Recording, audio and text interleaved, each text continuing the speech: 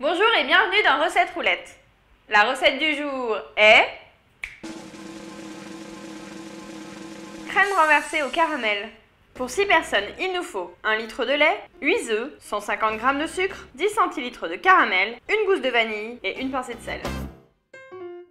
Première étape, on va mettre le four à préchauffer à 150 degrés.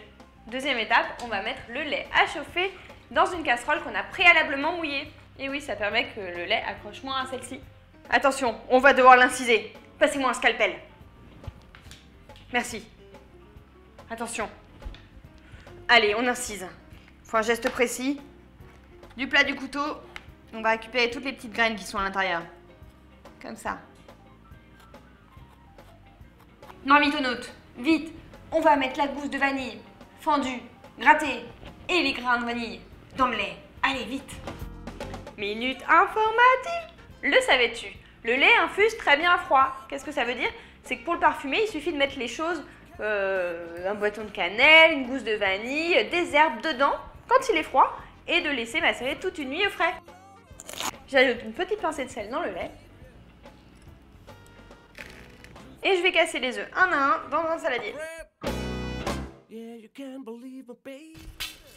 T'as un problème? Je préfère ça.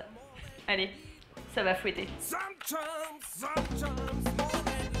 Et surtout, on va prendre un plus grand saladier parce que quand on va verser le lait dedans, ça va déborder. Donc, En attendant que le lait soit chaud, on va verser le caramel au fond du moule.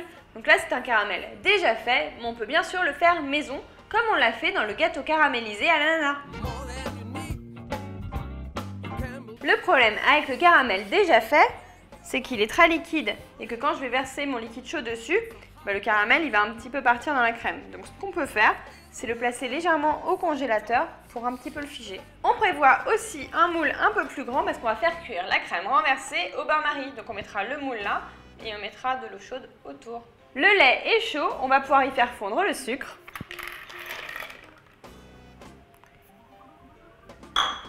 Bien sûr, moi il ne me restait que des morceaux de sucre, mais le sucre en poudre est très autorisé. Pour information, un morceau de sucre comme celui-ci, ça fait 5 grammes. Quand le sucre est fondu, on va pouvoir ajouter le lait chaud aux œufs en fouettant tout le temps. Le secret d'une crème renversée renversante, c'est d'écumer la crème. Et pour être sûr que la crème soit bien écumée, je peux passer au chinois. On place dans un autre moule pour faire cuire au bain-marie. Donc on met de l'eau chaude tout autour et on n'a plus qu'à mettre au four pendant 1 heure. Pour vérifier la cuisson de ma crème renversée, je vais planter un couteau au milieu et il faut qu'elle ressorte sèche. À la sortie du four, je laisse refroidir à température ambiante, puis je place au réfrigérateur pendant au moins 4 heures. Pour une autre recette renversante, clique ici, le flan coco est fait pour toi. Et j'ai une idée renversante, retrouvons-nous demain à 11 h pour une nouvelle recette. Et si tu ne veux pas en rater une miette, abonne-toi à la chaîne Marmiton. Vas-y, tu filmes. Oh là là. Oh, elle est renversante cette crème. Oh, qu'elle est renversante. Elle est renversante cette crème.